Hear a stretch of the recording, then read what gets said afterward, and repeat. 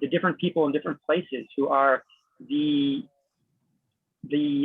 people that those who are in crisis are asking for help, or the organizations, or where they're going now. And so Wellspring and this continued collective of organizations can really start to see the larger ecosystem and the different relationships between the service providers, as well as those who are needing services, as well as the friends and the family members and the communities and all of that, and just see where the current flows are.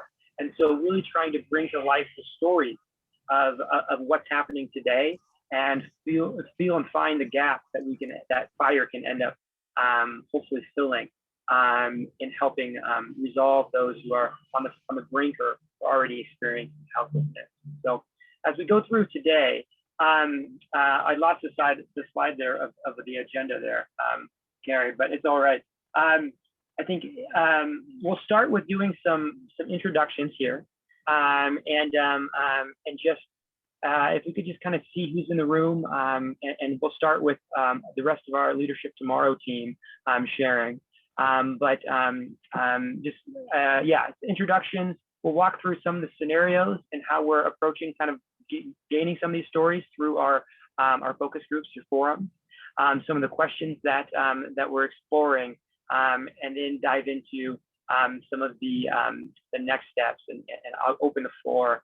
As we mentioned, we are hoping to lean on some of your experience with in this field, and find out where the gaps are, how we're approaching this, where our pitfalls might be in collecting some of these stories or helping bring these to life.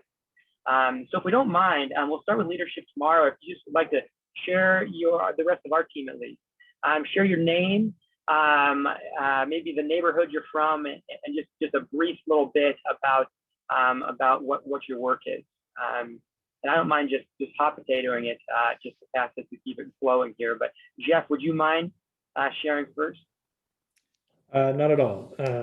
My name is Jeff Anderson, he, him. I live in the Columbia City neighborhood in Seattle. I moved here about 10 years ago after having also living in Rainier Beach neighborhood a little bit before that. And my work, I'm an architect. I work for a small firm on Capitol Hill that focuses on mostly affordable housing and parks and recreation, public sector type work. Should I call the next person out I see, or are you going to manage it? I'll call on folks. How about I do it? Okay, go for it, Carrie. Is that okay? Yeah. All right. So, and With it just me anyway, I'm done. Thanks, Jeff. Thanks for introduction. And let's keep it super brief because we have a lot of people. So I'm going to call on Jessica. Hi, everyone. I'm Jessica Marquardt, and I live in Capitol Hill. I'm also an architect, and I provide technical consulting services here in the Seattle area. Nice to meet everybody. Thank you, Jessica. Next LT person I'm going to call on is Gina. Hi, everyone. Gina Aftab, she, her. I live in Skyway, and I work at UW. That's it. Thank you, Gina. Next Leadership Tomorrow person I'm going to call on is Andrew. Gina went as fast as I hope to. I'm Andrew Green. I currently live in Queen Anne. I'm a construction and development attorney at Perkins Coie in Seattle. Great. And Jordan, did you tell people where you live and what you do? I haven't. I live in Betty. Betty's my RV. I'm currently in southern Utah. I'm slowly driving back up to Seattle after a winter down south. I do mostly consulting work. I do some organizational development and culture coaching with different leadership teams. Thank you. Yes, Betty. I will happily show off Betty. Okay, there's enough chats there where Betty. I actually cleaned Betty today for the most part. This is my kitchen, and that's the lounge back there. I'm not in somewhere exciting right now. I'm just in a little town called St. George.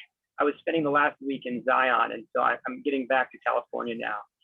Had to find good cell reception to see you all today. Jordan almost froze to death in Zion. Anyways, All right, thank you. And did I miss anybody from LT? Did I cover LT? Because I would like to move on to my esteemed DCHS colleagues at this time. So I'm going to start off with my very, very good friend and neighbor, Catherine Festa. Thanks, Carrie. Hi, all. I'm Catherine Festa. I'm with DCHS, Development of Disabilities and Early Childhood Supports, where I do housing and outreach. I am currently just got off of phase 1 of the Eviction Prevention Rental Assistance Program, and I just accepted a position. I'm going on to phase 2. How exciting. I got a promotion, Carrie. Yes. All right, that's great news. I was going to call you and see if you'd heard anything. So that's great news. All right. And then, yes, DCHS colleagues, please tell us, what do you do in the field? So thank you, Catherine. Charles, you're up. Yeah, I'm Charles Schrog, and I work for King County DCHS with the homeless housing programs. And I think our whole team has a lot of overlap in the work we do, but primarily we hold contracts for shelter and housing programs. And I had about 10 years of experience in direct service, so I was a frequent user of 2-in-1 and other resource guides to help folks in crisis. So I'm excited to hear about this. Yay, Charles, that's good news. Thank you for being here. All right, next up, Linda Greenway. Hi, folks. So, I have to turn that down so you can hear me. Linda Greenway, she, her. I work with the homeless housing team, mostly on the rapid rehousing contracts, which is a short-term rental assistance. I have the contract with Wellspring for the rapid rehousing. Super interested in this project. I also have many years of building databases, and I actually worked on the old versions of Crisis Clinic database a long time ago. So curious what this is going to be. Wow. Thank you, Linda. All right, Deborah, you're next. Yeah, I work also with Linda and most of the housing folks here, Charles and Rebecca, on the housing service team. But only for since November. Before that, I was with behavioral health for 17 years and was heavily involved in all of our information exchange products and protocols, including what this has now become, the community information exchange. Great, thank you, Deborah. Appreciate you being here. Rebecca Roy. Hi there. I'll come off video for just a moment to say hi. I'm Rebecca Roy, she, her pronouns. I'm on the King County Homeless and Housing Programs team. I currently live in Pinehurst, which is a sleepy little neighborhood just bordering on Northgate, which is more familiar to most people. And my portfolio on the Homeless Housing Programs team focuses on permanent supportive housing projects, specifically those that receive local and then federal funding. And I wouldn't say I specialize, but I specialized in scattered site projects. So projects that are operating in the mainstream rental market. Great. It's good to see your face, even if just for a minute. All right, Alex. Hi, everyone. My name is Alex Ibrahimi. My pronouns are he and him. I work at Coordinated Entry for All. For those that are unfamiliar, Coordinated Entry for All is the system designed to connect people experiencing homelessness to housing in the community. Yep. Thank you, Alex. Anna. Zoom fatigue is real. It is. I'm coming on my video though for a second, and also showing off the matching sweaters that Deb Shrebnick and I happen to be wearing today. So she, her pronouns, Anna Strahan, also on the homeless housing team for DCHS, and been with the county for about 10 years. And in my role, also focus on permanent supportive housing, but also thinking about how we're linking up our system for permanent housing and do coordination work with the Capitol team as well. And prior to that, did about 10 years also in direct service. So I think this is really exciting to think about just another piece that we can be thinking about to link people to services. Great, thanks, Anna. You and Deb. Ridgecrest neighborhood. Oh, Ridgecrest. Great, you and Deb need it. I can't see your sweater. I want I want to see. Deb came back on camera when you said you're wearing matching sweaters. Oh. Oh my Not the goodness. exact same, but it's like, wait. That's pretty cool. I didn't get the memo. Feeling a little left out here. That's okay. Next time. Okay. I've got hearts on underneath here. I'm like, oh, I got this heart. Anyways. All right. Thank you, Anna. Good to see you. Good to see you, Carrie. All right. And I think Raphael, are you next? Yeah, 1 second, let me turn my video on. Here you are. Hi, everyone. My name is Raphael. I'm also on the coordinated entry for all team, and I live in Tacoma's Hilltop neighborhood. And I have about 10 plus years of experience with coordinated entry systems. Awesome. Thanks, Raphael. I just moved to Tacoma, but I'm What not, part? but I look at Hilltop. I'm in the Northeast. So if you look straight across the water, I'm looking at y'all, even. Awesome. All right. Nice to see you. Okay. So, what do we have next, Jordan? Oh, we said hello. That's done.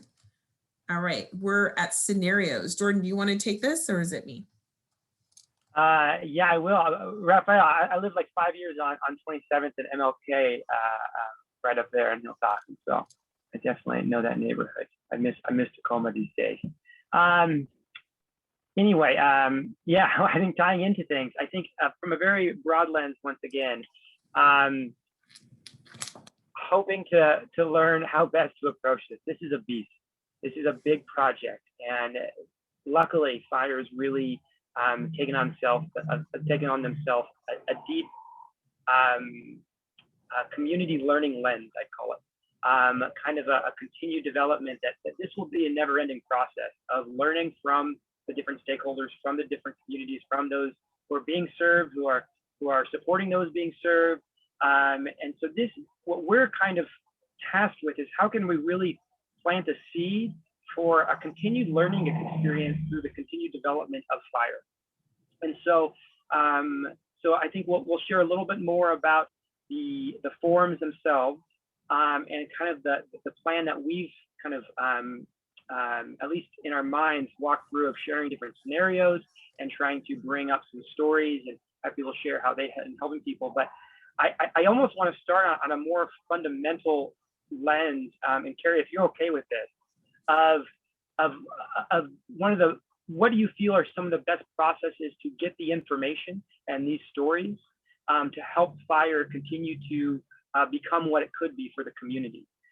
We are going the route of focus groups and calling them these fire forums and bringing together different stakeholders and from those who are experiencing houselessness to those who are serving those, like on the front line, the first people they might ask.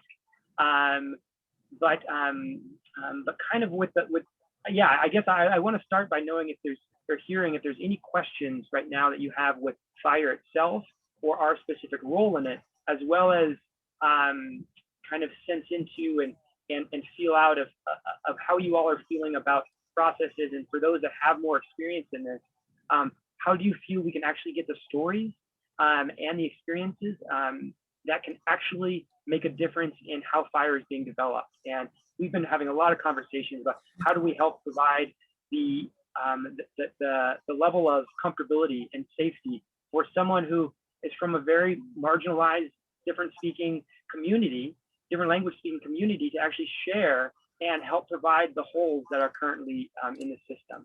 And so I would love to just start with just kind of an open forum here for just a moment of any questions about fire, any thoughts on this larger perspective about our project before we dive into at least the first rough draft of how we are hoping to go about connecting and learning from these focus groups. Deborah? Did you raise your hand? Yeah, I didn't know what the process, we could either put them in chat or I have a few just sort of scope questions and clarification. I mean, this was originally envisioned as the community information exchange and CIE. And I'm curious now, the slides say crisis information exchange. So I was wondering whether that was a strategic shift and how that relates to 211, which is not just crisis. So that's one. And then the other is, fire as an acronym is fine. The word family as the first word will cut out 2/3 of the population that won't identify with that and would have maybe with 211. So again, is it family specific or, so those are both kind of scope questions. Can I respond, Jordan? Yeah, okay, so keeping it real. So the crisis came from a RFP that Wellspring put into our Vishizzle. I know we're not supposed to call it Vishizzle, but our Vishizzle group had an RFP out. They put in a proposal and they called it crisis in that. And I took some of, and I just copy and pasted. So I think they were changing the name to crisis from community, which I don't know why they'd want to do that. And to piggyback on that, while I was thinking about that, I looked at, you can ask the LT team, nod yes, that Carrie and Jordan sent out a panic email yesterday afternoon I said, oh my God, are we calling this, what does the F stand for? Please tell me, does it stand for family? Because that is so exclusive and that's not going to work. So Deborah, I'm glad you brought it up because it coming from you and us taking that back to Wellspring, that's some really critical thinking because I had a panic moment. I thought maybe you seeded that question there. Karen. Yeah. No, I didn't. I told you it was going to come up, you guys. I was like, oh God, I can't go in there with this. So Deborah, thank you for that. So that is problematic. That's the kind of thing that is really helpful to hear because it is very exclusive to call it family. And I think they're going to have to rethink their awesome acronym. So. Anybody have other questions? Just open up. We're still learning about fire ourselves. So just understand we'll be humble. There's no question that's too dumb. Alex, I know you gave me some questions yesterday, which kind of sent me in a little panic because or 2 days ago, because I was like, oh my God, I don't know. And yet we still have to put together this process of engagement. So this is really helpful. Rebecca has raised her hand. Go ahead, Rebecca.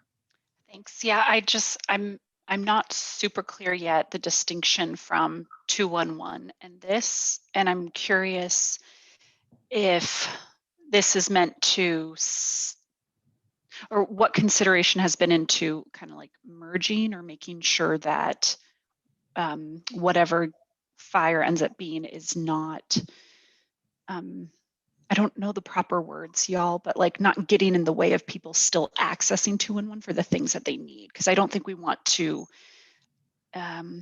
be communicating that 211 isn't a resource. It is, you know what I mean? Mm-hmm. Yeah, don't have the proper words for that, but that's what I have. Yep. I think that's another loaded conversation that we've been tiptoeing around about really trying to get clarity from them. And I don't know if they have a full sense of clarity about it themselves. And so we'll pass this along, and this is super valuable in itself because understanding where fire fits within or what it replaces, I think they're coming at it from having a perspective of many of those that they've been servicing or providing services for have not found 211 to meet their needs. And so I think for us, giving the recommendation of doing this in a collaborative, a synergistic approach is going to be key for any success in working something out. So thank you, Rebecca, for that question. And my impression is based on the RFP that they put into our department, which by the way did not get accepted and funded, is that they were at least at some point meaning to replace the 211 system with the fire system. And that doesn't seem clear to me when we are in conversations with Wellspring, because when we're in conversations with them, it seems like it's very specific around the prevention of houselessness and homelessness. And it's not so much a replacement of 211. So there is some questions there that haven't been answered that we understand it'll be difficult for us to have forums without having those questions answered. And we're looking at an FAQ for that answered these exact questions. So people have more clarity. So I think that's really helpful. Yeah, because I think based on what you two both shared, which thank you for the response, my mind immediately goes to like, is Wellspring the additional capacity that 211 needs to make its service, bigger? And so are they partnering and leveraging that? Or is Wellspring's efforts something that is a new resource that will be added to 211 that can be, referring people to? Those are two little different things, but yeah, okay. Hi, this is Raphael here. I was just wondering how would this fit in with the coordinated entry system? Yeah, that's a really good question. And anybody from LT, if you remember what we heard about that, please speak up, because from what I understand is that's exactly what that it's like a direct line to the coordinated entry system, that's one of the direct resources that they want to have. So they've brought it up, and every time they bring it up, I'm like, if we don't get somebody from CA to come to this focus group, I'm like, why are we even talking? Because I think the intention is for it to feed directly into the coordinated entry system. But Gina, They even talked about the fact that part of this funding would be to actually have like fire staff that then would help support like input of data related to the work that like housing services are doing and stuff like that. So is that was that my public though, Jeff? what's that? Public. I don't think that was supposed to be public, but Well, that's in the application, I think. Is it? Is it in the application? Okay. No, that's what I understand is part of that funding request was for. Yeah, that's exactly right. They did say they're that. not asking for, I guess the point being, they're not asking for like organizations to all of a sudden have more work to do on top of this to meet the system. Part of the system's design is to actually figure out how to support everybody that then would feed into this system. So managing the data that's needed so it could be as live as possible is part of the problem solving that they're trying to get to. And that goes into my next question. I was wondering how would fire be staffed? When I was working in Pierce County, I worked for their coordinated entry system, and we didn't use 211 to schedule our appointments. We actually had our own screening line. It was kind of like 211, except it wasn't 211. And so we scheduled our own appointments through this hotline. And one of the downfalls is that we were just severely short-staffed. It was like 2 or 3 full-time employees serving all of Pierce County. And so, I was wondering what would that look like for King County and fire? Wow. It's a great question. I think that gets to the core of the main question, right? Like, how do we integrate these kinds of things so that there can be a simplified way? Because as I understand it, it's like someone may not know your resource because they're calling 211 and using that resource, and then they got to call another resource over here, and then so it becomes a path that's difficult and traumatizing to go through. So that's part of the ultimate goal here, is to figure that question out, as I understand it. Yeah, that's exactly right, Jeff. I think they say to us, in short, they want to streamline it.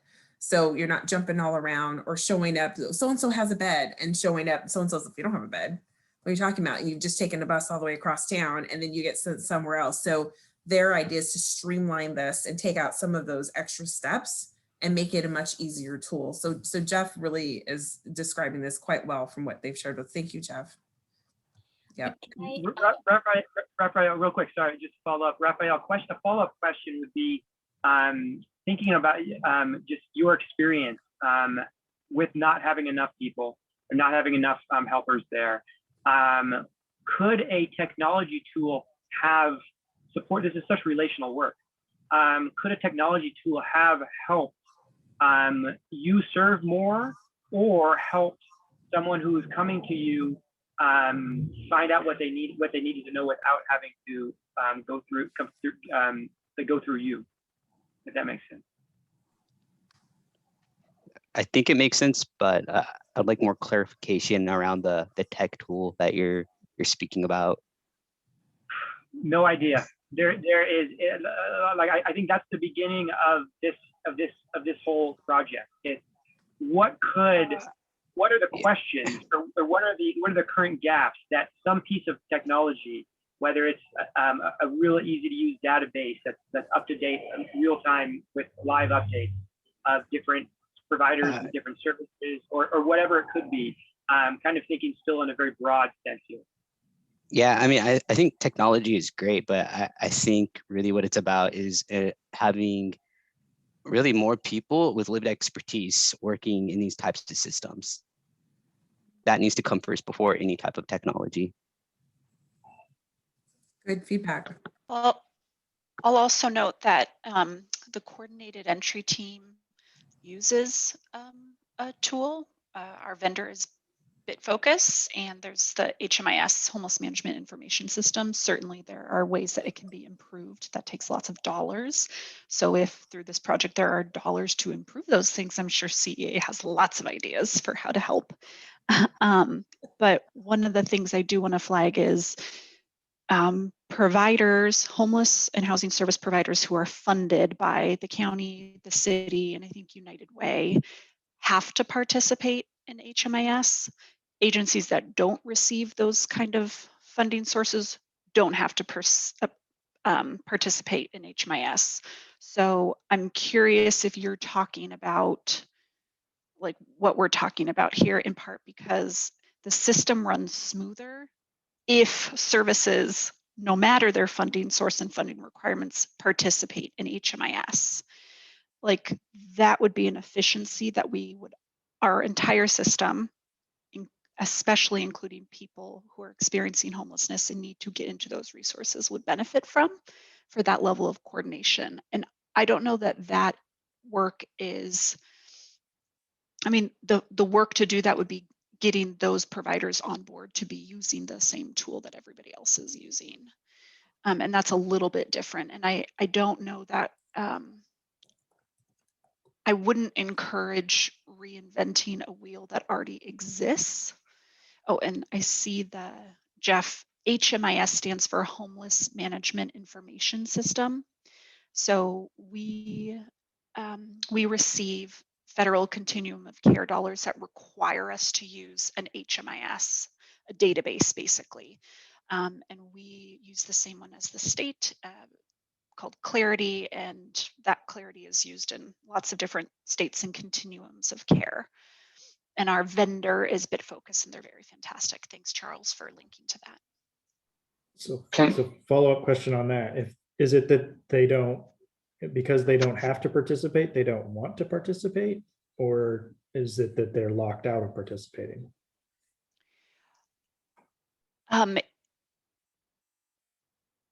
I'm sure there are a variety of reasons. For example, we have been encouraging the Union Gospel Mission to utilize HMIS. They don't receive government funding, so, or at least not from the county, I believe. So they aren't required to, but we've been encouraging them to. It benefits our system. And so they, I believe, are working with BitFocus to get online. So to do that, that takes money. Not all agencies have the money to do that, but perhaps there's a balance of county kind of option to be buying into or supporting that kind of use. Alex Ibrahimi, I'm wondering if you want to jump in here. So I have, just so for clarification of the way I process things, I have challenges without understanding what is the goal. So, and I can appreciate that. What I heard, Jordan, is that you're collecting stories to then create a design, to then build the thing. So you're not exactly sure where precisely you're headed. And I appreciate Raphael's input about lived experience really needs to be more included in really key leadership strategic planning roles. I think historically folks with lived experience don't have a lot of access to, because there's a lot of marginalization on various systems, which we don't need to go into here in this conversation, related to like that tech tool that could do things. The first thing that pops to mind for me is you can build an infrastructure that is robust and does all the bells and whistles that are everyone's desire, but in the end of the day, you are working with nonprofits that are frankly underfunded and understaffed, and those staff members are underpaid, and they're overworked, right? So if you work in a crisis-rich environment, which a lot of staff members do, it's challenging to be able to do data entry. It really, really is. And for the folks that is required, so let's talk about what exists currently. So HMIS, the Homeless Management Information System, that's required currently. And oftentimes there'll be specific data entry people at an agency that will just put in data into HMIS on the behalf of staff members that really don't have the time to do it. So I think that's the piece of, as you think about one, I'm unclear about what the goal is. And this could just be me not following the conversation, I'm unclear about what the goal is. So it's hard to be able to propose, specific mechanical solutions to reach that goal without understanding the goal. And then the other piece is that there are constraints beyond the control of this group. Is my understanding the scope of work doesn't include increasing staffing and technical expertise at nonprofit agencies to be able to do the data entry piece. So going to HMIS as an example of something that is required is ubiquitous, even though there are examples where it is not being deployed in certain nonprofits. But for the most part, it is without question the database for the homeless response system. The ubiquity of it still doesn't mean that the data quality is there. And as everybody knows, bad data in, bad data out. So I think that's the piece. If you're trying to, what we're trying to resolve, and then we can talk about how do you get there. Thank you, Alex. And Rebecca, yeah, Deborah, I see you just unmuted yourself. So before I'll respond, please continue. Go ahead. Oh, could respond first if you want. Oh, well, anyway, yeah, I also just going back to context. So the CIE was originally intended as one of Healthier Here's leave behind projects. And I'm just curious whether they're still involved because they had a pretty robust table of input. I mean, in other words, people. And I'm just curious whether this is a separate process. And then along with that, they had brought in or helped bring in Unite Us, which is another CIE in the area. And they were essentially recruiting organizations. So how is this related to that, or is that now gone away? We actually don't know the CIE relationship, do we? Anybody? No. So the sense that in terms of resources, and Carrie put this in the text too, in the chat, that we've been told by Wells that imagine that the funds are there. Imagine that with this research that we could design a program that gets well funded and gets well supported for the information system to be robust. So that's kind of what we've been told. I think that there's potential for staffing, potential for capacity building, et cetera, for organizations to then use this system. The other thing that I wanted to point out is that it's not just for King County, it's also for Pierce and Snohomish to plug in those. So I in my mind, that complicates the situation quite a bit more because a lot of the funding for these things goes through county systems and city systems. So I'm not sure if that helps to say that, but at this point, I think the idea is that if we build this system, they will come, they as in the funders will come. So how do we build this well enough to convince the funders to fund us? And I love the feedback that it's actually the capacity of organizations and not necessarily a technical tool that we need, because that's the information we need to take back to Wellspring as well. And that is information that I think I raised at our last meeting, because I went straight, y'all know me, most of my DCHS folks know me. I don't mince words, and I got so tired of skirting around that challenge that I went right at them with just the heads and beds. I'm like, look, if you actually think that folks have time to have one more tool that they've got to get updated to streamline something, you're crazy. So what is your solution for that? Because it's not going to happen. It's not going to happen unless you're getting direct funding, like I think we do with HMIS. I keep wanting to think that's a ship, that's HMS, where you have to use a tool. You have to use a tool because of the funding, the funding's providing that. That's a requirement. You can't get people to do that. They've got things to do and take care of people. So they did say what Jeff alluded to earlier, that they do have a plan to provide an actual resource, an actual person to update the system in each one of these organizations, so they don't have the burden of having to do that. So if they're really planning on doing that, I think that's a start. Yeah, I'll just leave it there. I guess I want to share a couple of things and then and then ask a very broad question and probably be a little overly transparent in the process. The goal overall is, can there be a resource that is there for just about most any case And so they are very broadly looking at a whole regional, the complexity of this is high. Imagining maybe potentially a family on the brink of foreclosure or unable to pay rent, or to someone who has been on, where are they going right now to get the information they need to find the services that they're looking for.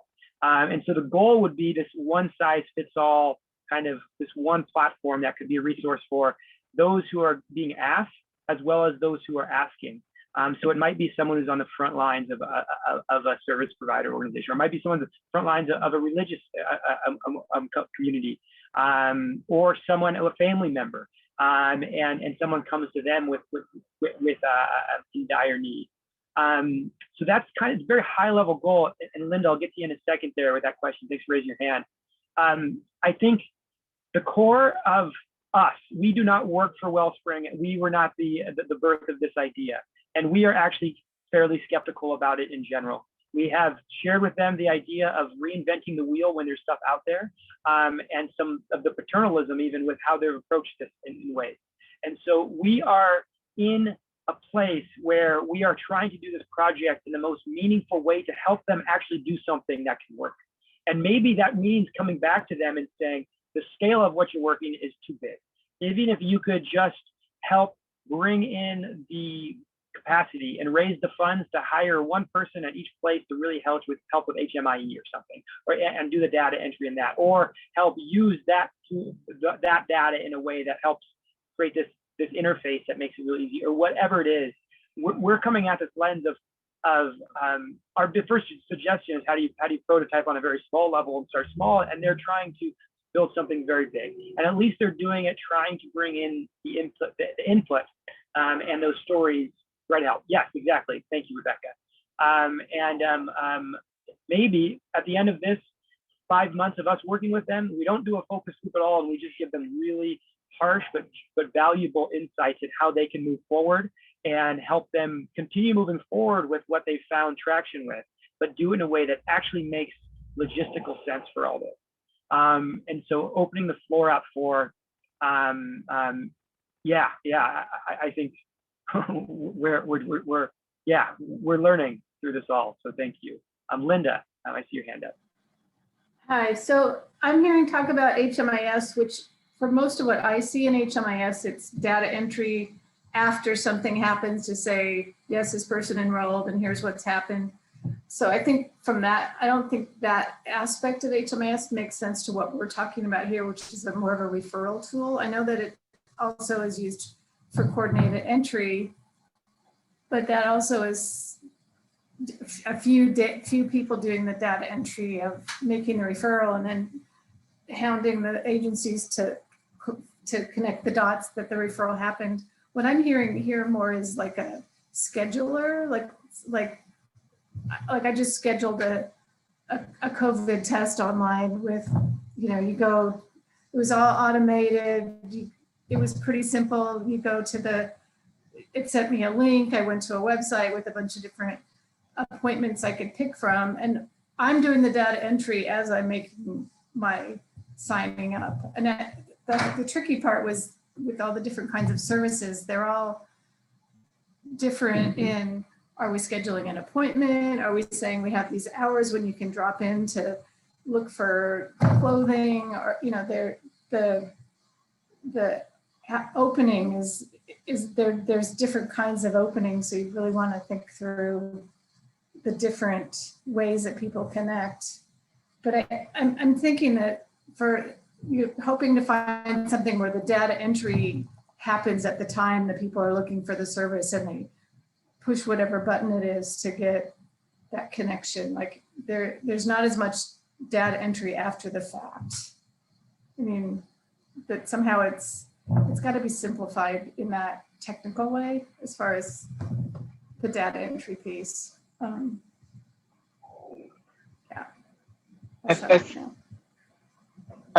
want to agree with Linda as I typed in the chat that HMIS is clearly not the platform for what I'm hearing being described. I feel like I've heard this concept being articulated before several times over the years that I've been working in the homeless response system as kind of like this proposed universal thing where either a person experiencing homelessness, or in your example, a family experiencing homelessness, folks that are assisting folks experiencing homelessness, either professionally or in a personal relationship, someone who encounters someone who's trying to help them, that then can access this real-time information about resources. Because essentially what this is matching the need to the resource, right? So I think that from the start of your process of the need is there, you identify the need within the context of a tech tool, and a tech tool just pachinkos you over to this is the resource that you need. The question is the data about that resource.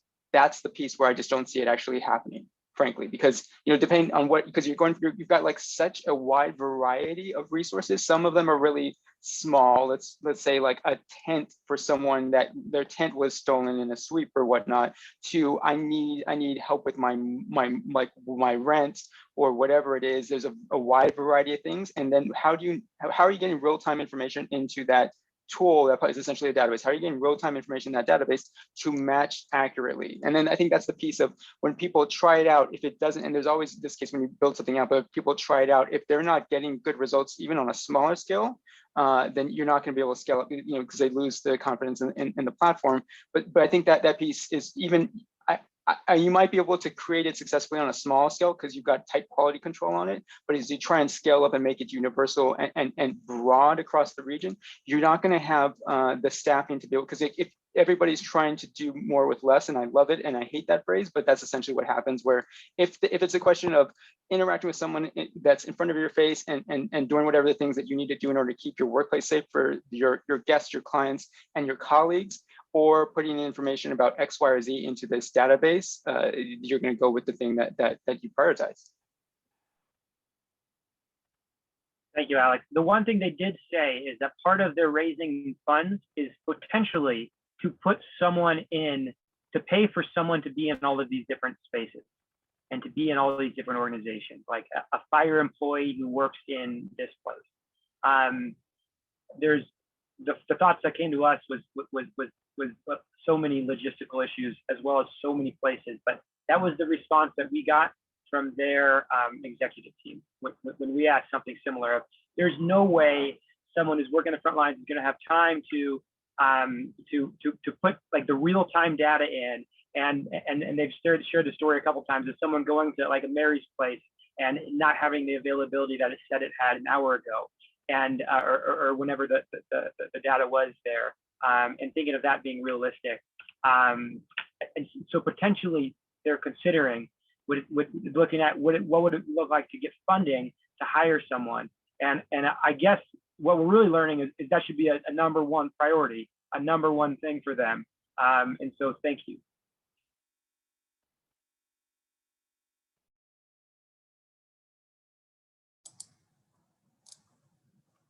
I put in the chat that Alex, you could have just dropped the mic at that point and we could have ended the meeting, because I think you really summarized it well, some of the challenges that they're going to experience.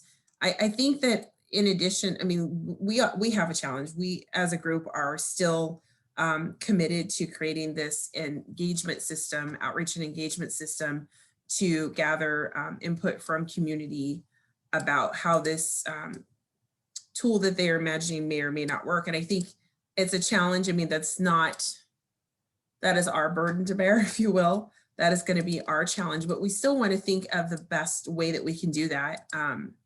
And we're still opening to having other questions, but I did want to kind of talk a little bit about our scenario approach. So Jordan, so one of the things that we realized early on, they gave us Wellspring provided our team with a few questions that they might want answered. Some of them, I mean, I had the questions up earlier, and I don't know if Gina or Jessica or anybody wants to, or Jeff or Andrew, anybody wants to pull them up. I had them up, but I've got 4 screens. I don't know what screen they're on. And the questions were really challenging for us. We were trying to think, how do we ask a person who's experienced, so let me back up a little bit. What we imagine for these discussions, I like this discussion. I actually think that I'd like to see the forums to go kind of the way our discussion is going today, but we know that we have a certain set of professionals here in the room who may be in a forum as well, and who may have similar questions to what you have.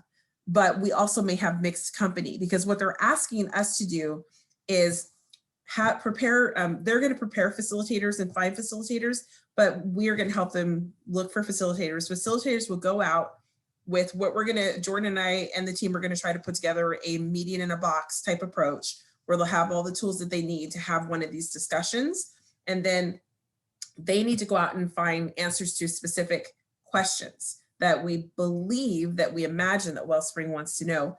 And what we came up with, or what I kept pushing the team to do, they were like, poor team, now we're going to do scenarios, is to go into a group, talk about what fire is, be more articulate about what the goal of fire is, and how it works with the current system. So we need, looks like we need to articulate our approach a little bit better, make it a little bit more clear so people aren't as confused, they know what the end goal is. But we decided to do a scenario approach where we pitched 3 different scenarios and walk those through with whoever's in the room to kind of tease out some of the challenges that somebody might experience that maybe isn't a professional like all of you.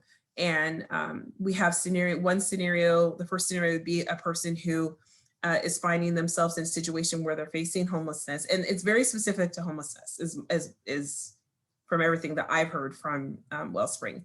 The second scenario is someone who's a middle person, like a pastor, who someone has come to them in crisis and said, or potential crisis, and said, look, I'm having an issue. I might be kicked out of my house, or I don't know where to go, or what have you. And then the third one is a professional in the field who has a client who's coming to them with a need. So those are the 3 scenarios that we've put forward. We don't know if those are going to work.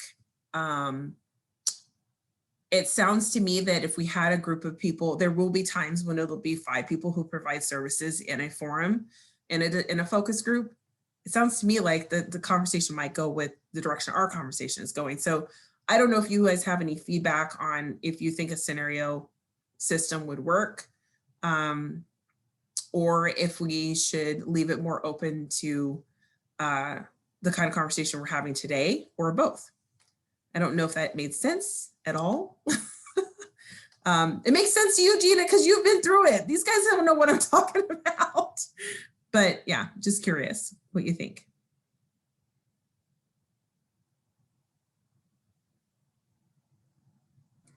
Carrie, you're talking about positing these scenarios as like possible areas where people might use this tool. I think that actually what you just said is helpful for me to just sort of envision and think about how it might meet a gap in the system.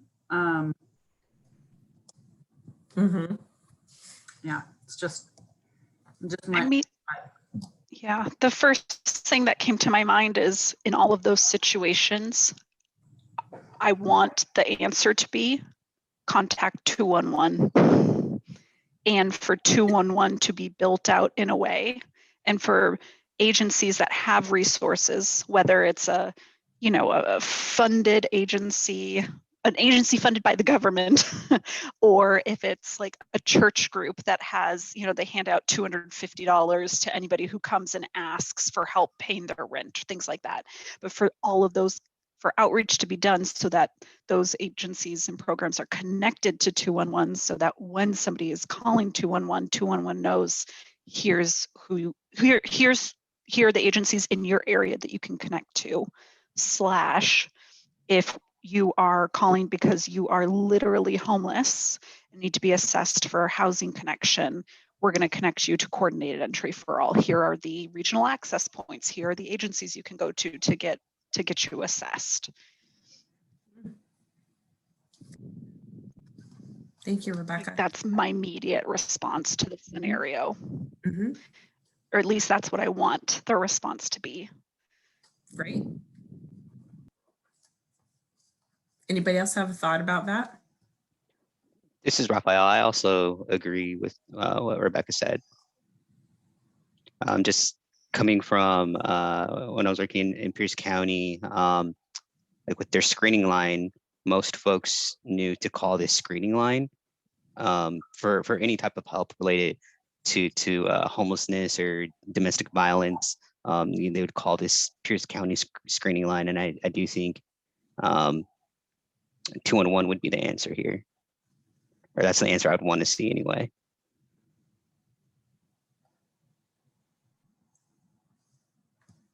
So can I ask a question? It sounds to me like y'all think 211 is a good system. It just might need a little refining. Is that what I'm hearing? I don't know about a little, because, you know, if you work with people experiencing homelessness, they're not going to say 211, oh, 211 was this most helpful thing. Great customer service, timely information. I found, yeah, I did the feedback survey and gave everybody 5 stars. That's not going to happen. So, but you know, it is, you know, well known. So like half of the battle with these types of things is, do people know about it, and do people have an understanding what it does? Right. So that's the piece of like, if people know about it, people have an understanding what it should do. There's a negative reputation out there, but I think it's easier to come back from a negative reputation if you build something that works, because as people get to try it, you know, because they're going to have to, because people always are getting directed 211, 2111, and if it's better, and that's such a vague word, but if it is improved, then I think you'll have a better chance of getting people to use it going forward. I'm seeing. You know, so just this person, as opposed to like, well, what is fire and what is fire supposed to do, and like, what's the difference between fire and 211, and like I mean, we're confused, right? And we have such access to things on a systems level. We're confused. If you're new to homelessness, how do you navigate? Like, the whole point is to make it as concise as possible. And so, yeah, I think a lot of like the way that 211 functions from a client or customer user experience needs to be improved. I would say, like, if you have time and energy to improve, to do anything, make that better. I don't know how other folks feel about that. Yeah, I would totally agree on everything you said. Yeah. And I did put in the chat earlier, I mean, one of the key features, you know, 211 at the moment, it functions primarily as, you know, unless you're actually talking to somebody, the resource database is information. For asking for services. So I know. Rebecca, did you want to go ahead? Go for it. Anyway, I just, the closed loop referral was a key piece that was looked at, where your actual referral information is integrated and stored. So there's an actual ongoing record. I don't know whether that idea has been dropped or not, but that was something that, at least in the early planning stages, was considered pretty important. Great. I'm terrified right now, actually. Like, I'm worried. Like, is this pretty common for our sectors to be so siloed that there isn't that communication or collaboration between them, that someone who's great intentions all around are not being able to align their work in ways that actually fundamentally solve the problem? Is this common? Yes. Yes. Okay. I'm going to say yes. Hit nail on head. Okay. So we can do whatever we want here. If I could propose something, if we could propose the opportunity for you to just talk and us be conveners, just to have one meeting with their team right now at this very beginning stage of the process, because they potentially have the ability to gain a lot of funds here. And if we could build a collaborative approach between the sectors right now, that sounds like a way better idea than us building this channel for them to get stories, to then further isolate them down this road of creating a brand new tool that has no awareness, that they're trying to compete then with 211 to make anyone use. And at that point, there's so much overlap that it probably becomes harder for people to get their services because it's more complicated. Is this sounding appropriate at all? Yes. Yes. Okay. Like I'm at a loss, and I'm just coming from a high level systems view of like, holy shit, how do we actually solve problems in our society right now if we've got so many good people doing things alone, and there's no recognition of the interdependence and how interconnected we are? And that, as we've seen heard a few times, is reinventing of the wheel sounds idiotic and stupid. So I guess I don't know, Carrie, I don't mean to like shift a little bit, but I really want to ask if we'd be open to holding a 90-minute session instead of trying to do these forums and do these focus groups, about maybe bridging some of these conversations and seeing if there's ways to align the work. But maybe I'm completely off the ball here. But I'm just, I feel, yeah, Linda, I see your hand up, and Carrie, I want to hear your thoughts.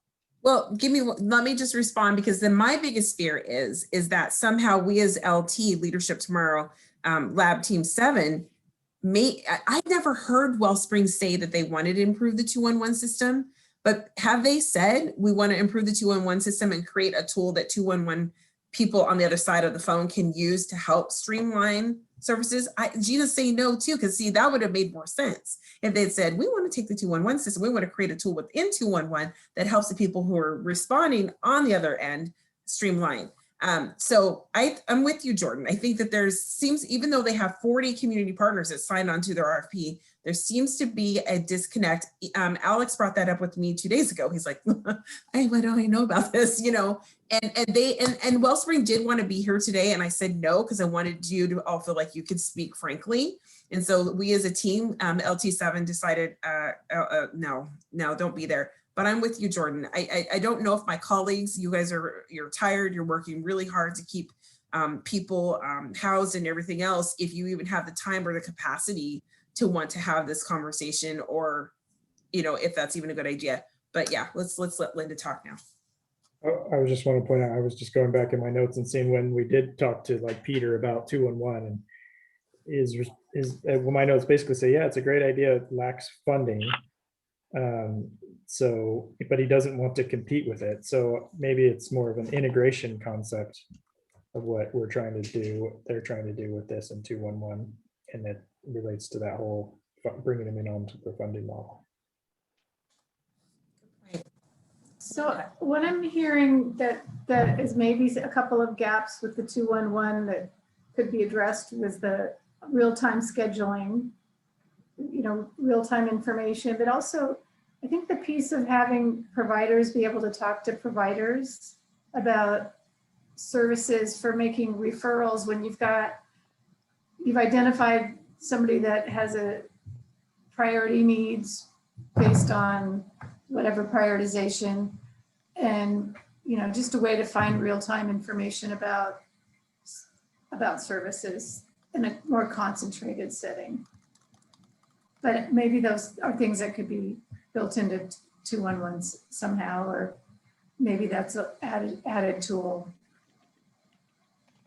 And I obviously don't know much about 211, but what I remember describing is you can call and the person who answers can kind of say, okay, well, yeah, here's the resources in your area, and then sort of lets you loose, and you're sort of on your own at that point. Is that right? Or is there actual more proactive things you can get at 211 where they're like, what? Yeah, let's call so-and-so and try and find this place for you and work with them to actually confirm thing? Or is it more just, yep, here's your resources, go ahead? Rebecca put a link in the chat for you, Jeff, and I know Gina's next, so.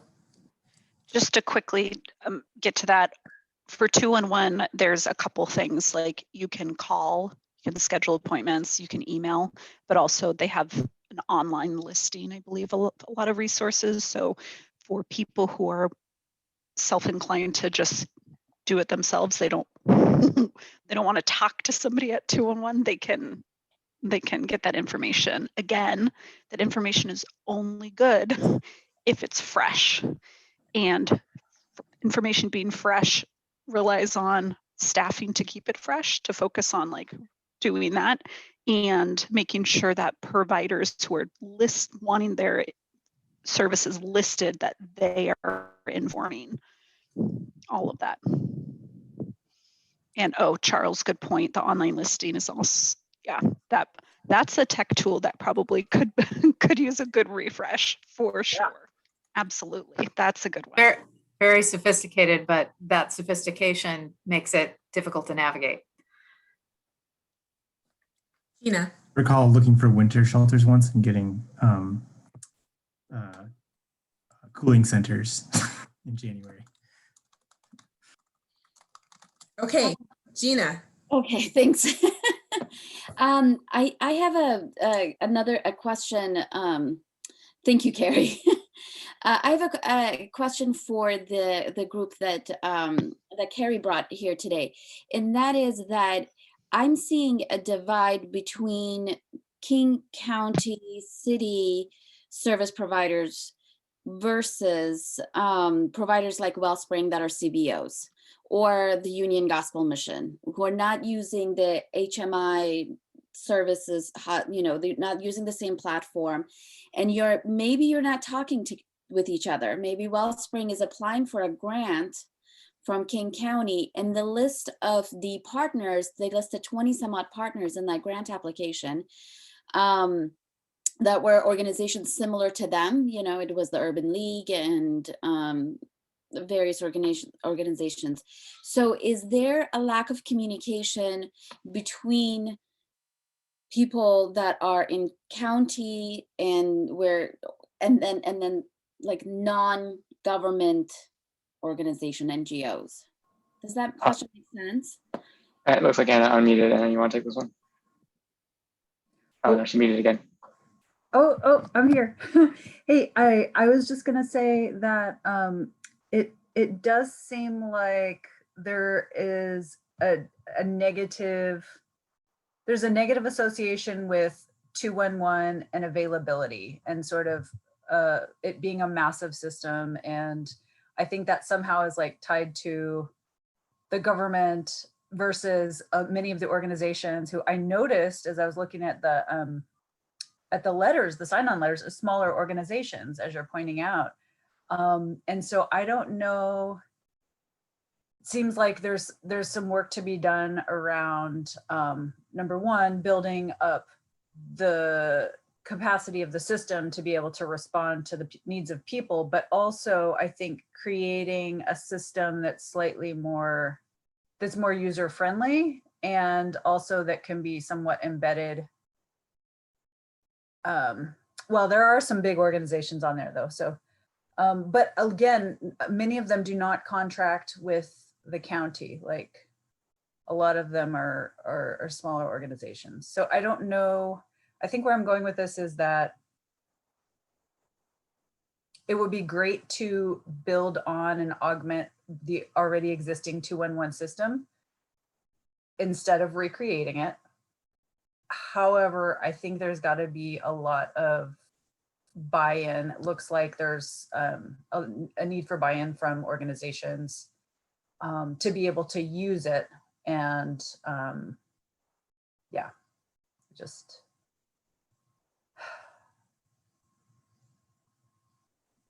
I'm going to hop in just for one other comment. Yeah. While we were meeting, I did email the folks at Healthier Here that are actually funding this work in addition to Visizzle. And so I am going to connect you guys because it seems like there is maybe kind of a disconnect. So just wanted to, and I don't know whether you're able to share your slides, but I'll just connect you directly and then you can share with them.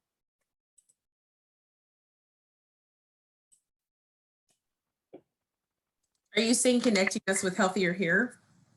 Yeah. Who at Healthier Here were you thinking? Gina and Lisa. Okay. And yeah, because I think it's about Wellspring connecting with Healthier Here, and I'd have a hard time thinking that they have it. That's the only thing that seems weird to me. They are, but the issue is if you're rolling out processes like what we're doing today that are confusing and unclear about the existing relationship. For example, not, the acronym FIRE, it's the title is Connect to Community. And so, it's just, it's kind of going sideways. So I just think that making sure everybody's aligned in terms of what this is and what the message is and who are the players. Yep. Great. Awesome. Thank you. I just want to throw in, I put it in the chat.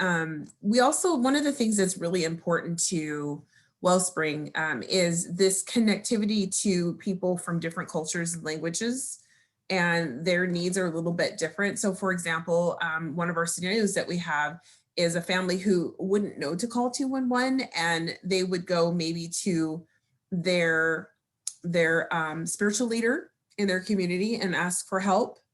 or a neighbor or a family member, because there are cultural barriers that would not allow them to work through a mainstream process. And does 211, my lack of knowledge with 211 as well, provide for those cultural and language considerations? Because I know that is something that Wellspring has brought up, is that the alternative ways that people are seeking services. So I don't know, it's just my ignorance and curiosity.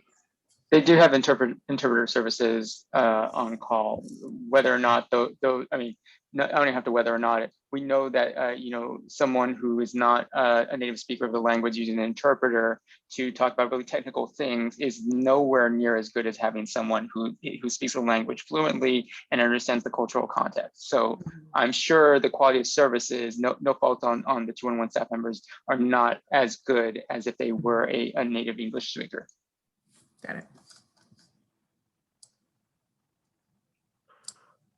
We have about 8 minutes left, so I'm looking to somehow land this ship or land this plane. And we have gone in many different directions and expanded, all of us here. I think we have a lot.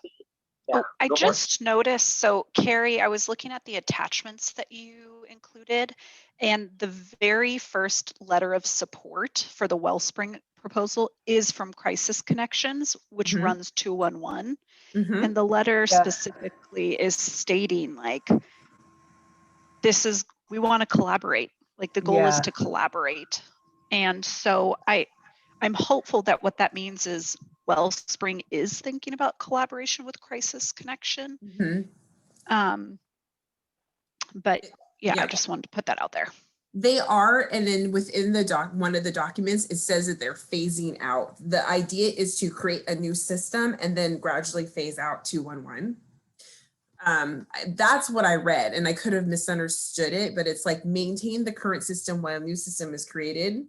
And I'm like, new system. Yeah, I gently, actually forcefully caution that, in part because if Wellspring's focus is homelessness, 211 is more expansive than just homelessness. Right. So there is no such thing as phasing out 211. If they're looking to break if they're looking to break homeless resources out of 211 and like, what is the word, bifurcate, then that's one thing. But I really, really caution splitting that up. It actually says sustaining funding for our current King County 211 system until a new King County Community Information Exchange is rolled out, and developing a new multimodal technology-based system that improves access to support. So that is their two things that they put in their RFP or their proposal. So it sounds to me like they are trying to go, but maybe I'm wrong. Maybe it is just an improvement on 211, and we need to get clarification on that. So yeah, thanks, Rebecca. Back to Jordan's trying to land the ship. Oh, I think, yeah, you're over assuming my confidence in that and knowing how to land the ship. Let's see. We've only got 5 minutes left. Would love to maybe just do a checkout round of where we're at, advice for us as a team of where we can go. Any interest in potentially connecting with Wellspring at some point in the next month or so. It'd be another 90-minute meeting like this, or interest in or availability in supporting us and maybe cultivating some of these focus groups, at least to continue learning in this beginning listening phase of where it's at. But yeah, I'm also open to your suggestions, Carrie, about how best to land this plan as well. But thinking just do a round of checkouts to at least feel complete in all of us gathering today. Yeah, I think a round of checkouts is great, but I also want to know if people have within their checkout, maybe in the chat, say if you have a desire to, if we do reconvene with Wellspring, if you have a desire to participate in that. So you can put that in the chat, but yeah, let's check out. Who wants to start?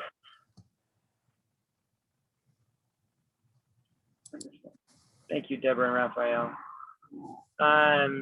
I don't mind starting just checking out. I am so grateful for you all. That is so much. Yeah, just so much we learned. We are coming at this from many different angles, but none have the wealth of experience you all have. And so I think you've lit a good fire under our tushes, with a good wind behind our sails, a direction to go in, at least to help Wellspring bring this about or continue moving forward in this learning, listening phase, in a way that's a little bit more holistic, a little bit broader. And so leaving grateful and thankful. And so I will pass it over. If you don't mind, we can all just hot potato to someone as we end out here, close out here. But Deborah, would you mind sharing how you'd like to check out, because I see you on my screen? How I like to check out? You mean like a word? Or how you? This is a new concept for us, or at least for myself. I've never been posed this question, so I'm not sure how to respond. A quick final thought. How do you end meetings? Oh, a quick final thought. Oh, quick final thought. Dot connection. How do we end meetings? We say, "Oh shit, we're late for another meeting." Yeah, really. That's what we do. That's exactly what we do. Where's my bio break? I gotta pee. That's what we do. Go ahead, Deborah. Oh, my closing was dot connection.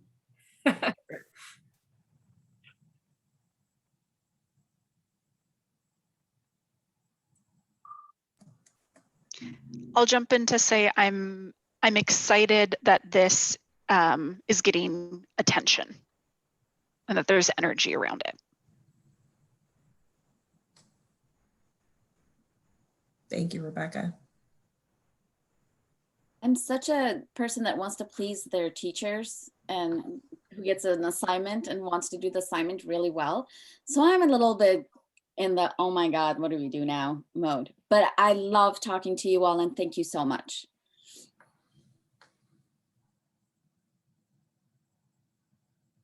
It's a good disruption, I think. Mm-hmm. Yeah, I feel very grateful to all of you shining a light on a blind spot. I appreciate the opportunity to have input, and I'm happy to know that work is being done to increase access to resources. Thank you. I'm excited about it as a potential another door to resources, and yet also cautious about those resources being up to date and active, and yeah, how to connect what we already have. I like the idea that they've already gotten support from a couple of Native American firms, nonprofits, but I'm also concerned about how they'll work with people with intellectual developmental disabilities. Yeah, that's a good one. Thank you, Catherine. Mm-hmm. Yeah, I'm excited about the potential for improvement in this area. And I think something that I kept thinking about today was that when resource matching or referrals don't work out, how bad that is for people who get that resource and that referral. So I think we're framing it as like, let's find the right match, which is important, but then also just like being prepared for it not working a lot of the time, and how do we help people through that? Because that is the reality. It won't work a lot of times. Great. I'll just say that I am obsessively grateful I'm a mix between obsessively grateful to all of my colleagues at DCHS, and the other half of me is like, I told you so. Like, we need to talk to my colleagues at DCHS because I think this is all jacked up. This is gonna work. So I'm kind of between the, I told you so, and like, oh my God, I love you guys so much. So that's me. Well, again, thank you. Wasn't that checkout great? We just gotta share some love. We gotta like connect a little bit, and now we're gonna say goodbye before you just run off to the bathroom. So thank you all. For those that responded in the chat, we'll follow up sometime next couple of weeks after connecting with Wellspring. I'm so grateful for your time today. Hope you had a first week of spring that was delightful. I got sunshine. I don't know about you all back up in the Northwest, so I'll be there in a month to go through at least a little bit of April showers and some May flowers. So thank you all. LT folks, if you want to stay on for a few minutes, please do, if you are able. And DCHS folks, I know you're running to your next meeting, so thank you all so much. Appreciate you all. I would take you all to lunch, but we're not doing that yet. So Thanks, everybody. Thanks. thank you. Thank you. Bye. Thank you. Bye.